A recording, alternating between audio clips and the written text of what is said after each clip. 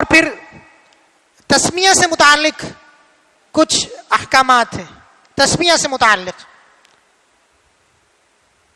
پہلا حکم تو یہ ہے، اور پہلی بات اس میں یہ ہے کہ اللہ تعالیٰ کے ناموں میں سے کوئی بھی نام لے کر کے ذبح کیا جائے جانور حلال ہو جائے گا، لیکن بہتر یہ ہے کہ بسم اللہ اللہ اکبر پڑھ کر جانور کو ذبح کیا جائے. اور دوسری بات اس میں یہ ہے کہ تسمیہ جو ہے وہ عمل ذبح کو انجام دینے کی نیت سے پڑھا جائے.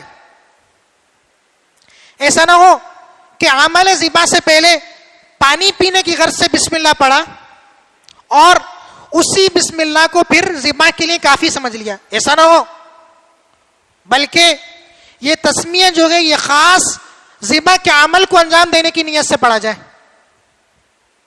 اور تیسری جو اہم بات ہے تسمیہ سے متعلق وہ یہ ہے کہ تسمیہ جو ہے وہ فعل ذبح کے ساتھ متصل ہو، منفصل نہ ہو.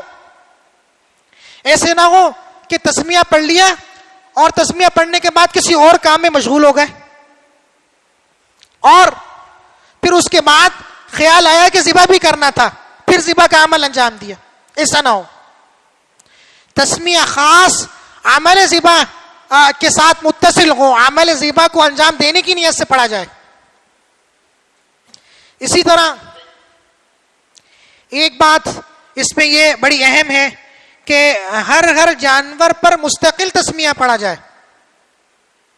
ایسا نہ ہو کہ اجتماعی قربانی ہو رہی ہے اور پہلے جانور پر بسم اللہ پڑھ لیا اور اسی بسم اللہ کو پھر ہر جانور کے لیے کافی سمجھ رہے ہیں. ایسا نہ ہو، بلکہ ہر جانور پر مستقل تسمیہ پڑھا جائے اور یہ تسمیہ جو ہے وہ فعل ذبح کے ساتھ متصل ہو اور فعل ذبح کو انجام دینے کی نیت سے پڑھا جائے.